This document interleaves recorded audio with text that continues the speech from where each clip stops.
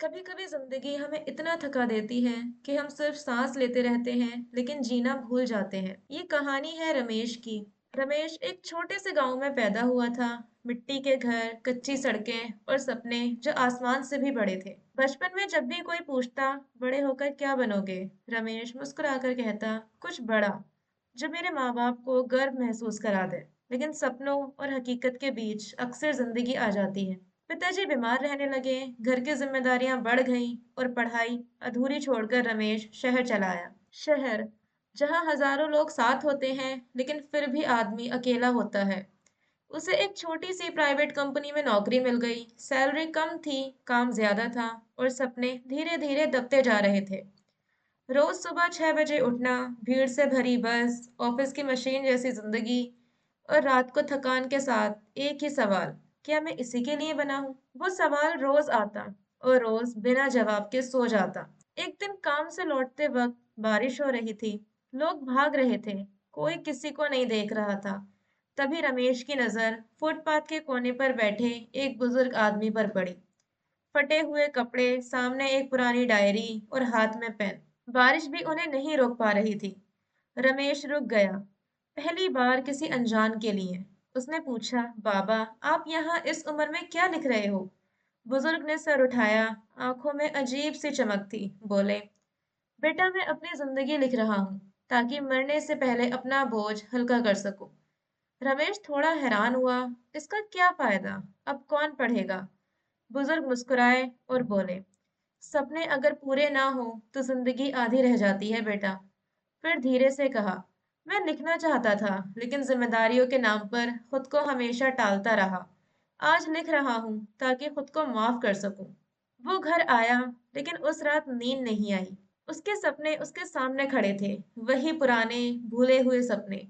उस रात रमेश ने एक छोटा सा फैसला लिया, मैं जिंदगी छोड़ नहीं सकता लेकिन सपना भी नहीं छोड़ूंगा। अगली सुबह से उसकी जिंदगी पूरी तरह नहीं लेकिन धीरे धीरे बदलने लगी। वो रोज रात को सिर्फ 1 घंटा अपने सपने को देने लगा। कभी लिखता, कभी सीखता, कभी हार मान लेता, लेकिन फिर याद आता, सपने पूरे होने से पहले मर जाएं, इससे बड़ा दर्द और कुछ भी नहीं। लोग हंसने लगे, कहने लगे, इस उम्र में क्या ही उखाड़ लेगा, कुछ नहीं होता इन चीजों से। कभी कभी रमेश भी टूट जाता, आंखों में आंसू होते, लेकिन फिर भी वो बैठ जाता और एक और कोशिश करता। दिन हफ्तों में बदले, हफ्ते सालों में। उसके हाथ कांपते थे लेकिन इरादे मजबूत होते गए। उसके काम को पहली पहचान मिली, फिर दूसरी, फिर तीसरी।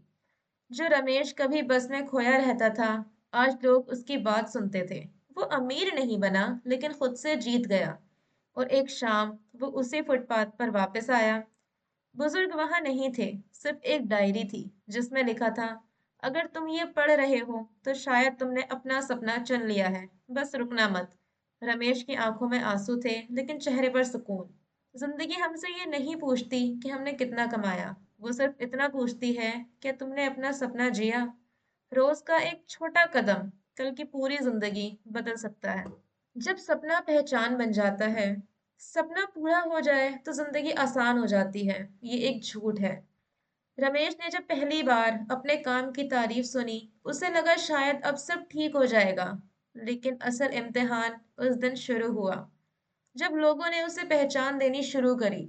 जब लोग कहने लगे, रमेश अब बदल गया है, अब ये हमारे जैसा नहीं रहा। रमेश मुस्कुराता था लेकिन अंदर ही अंदर एक डर पाल रहा था, कहीं ये सब खो ना जाए। काम बढ़ने लगा, जिम्मेदारी भी। अब वो सिर्फ अपना सपना नहीं जी रहा था, बल्कि लोगों की उम्मीदें भी उठा रहा था। माँ का फोन आता, बेटा तू थक तो नहीं जाता?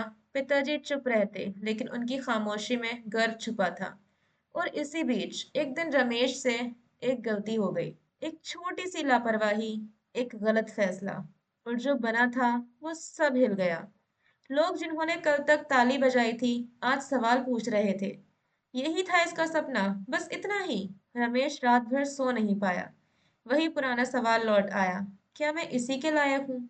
उस रात उसने अपनी पुरानी डायरी खोली, वही पहला पन्ना जहां लिखा था, मैं हार नहीं मानूंगा। रमेश को याद आया, वो बुजुर्ग, वो फुटपाथ और वो डायरी। उसने खुद से कहा, सपना पाना मुश्किल होता है, लेकिन उसे संभाल के रखना और भी मुश्किल।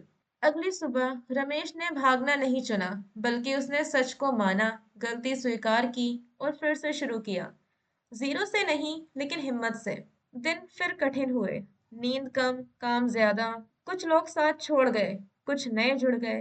अब रमेश समझ चुका था, सपना सिर्फ सक्सेस का नाम नहीं होता, सपना जिम्मेदारी का भी होता है। एक दिन उसे एक मैसेज मिला। भैया, आपकी कहानी सुनकर मैंने भी अपना सपना शुरू किया। रमेश की आंख भर आई। उसने समझा, उसका सफर अब सिर्फ उसका नहीं रहा। उसी शाम वो फिर उसी फुटपाथ पर आया। इस बार वहां एक नया लड़का बैठा था, हाथ में कॉपी, आंखों में डर। रमेश रुक गया और धीरे से बोला, सपना लिख रहे हो? लड़का मुस्कुराया और कहानी वहीं से आगे बढ़ गई। सपना जब पहचान बन जाए तो उसे जीना पड़ता है, रोज। सक्सेस मिलने के बाद भी हिम्मत चाहिए होती है, खुद जैसा बने रहने की।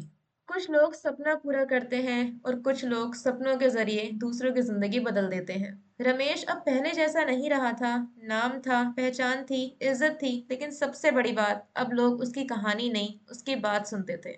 लेकिन वक्त वक्त कभी रुकता नहीं। काम के बीच जिम्मेदारियों का बोझ तले रमेश ने पहली बार खुद को थका महसूस किया।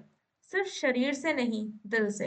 एक दिन डॉक्टर ने कहा, आपको अब अपनी जिंदगी धीमी करनी होगी। रमेश मुस्कुरा दिया। उस रात वो अकेला बैठा था, सामने वही पुरानी डायरी जिसमें कभी सिर्फ सपने लिखे होते थे। आज उसमें सिर्फ एक सवाल था, अगर कल मैं ना रहूं तो क्या बचेगा?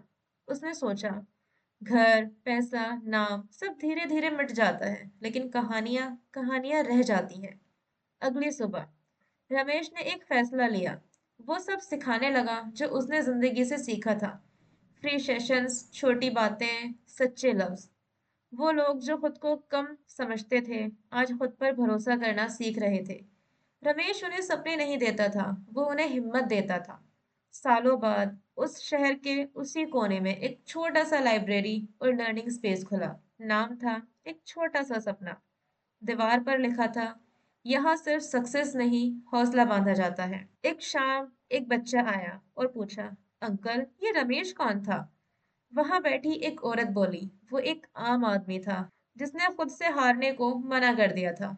उसी लाइब्रेरी के एक कोने में फ्रेम लगा था, एक बुजुर्ग आदमी की फोटो, और उसके नीचे लिखा, सपने पूरे होने से पहले मर जाएं, इससे बड़ा दर्द और कुछ भी नहीं।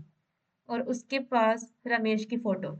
नीचे सिर्फ इतना लिखा था, उसने सपना जिया और छोड़ गया। कुछ लोग जिंदा रहते हैं और कुछ लोग जिंदगी बन जाते हैं। रमेश तो चला गया, लेकिन हर उस इंसान में जिंदा है जो आज भी एक छोटा सा सपना जीने की हिम्मत करता है। अगर तुम अपने लिए जीते हो तो सिर्फ यादें बनती हैं, लेकिन अगर तुम दूसरों के लिए जीते हो तो कहानियां जन्म लेती हैं। सपना तुम्हारा हो, लेकिन उसकी रोशनी दूसरों तक जरूर पहुंचनी चाहिए।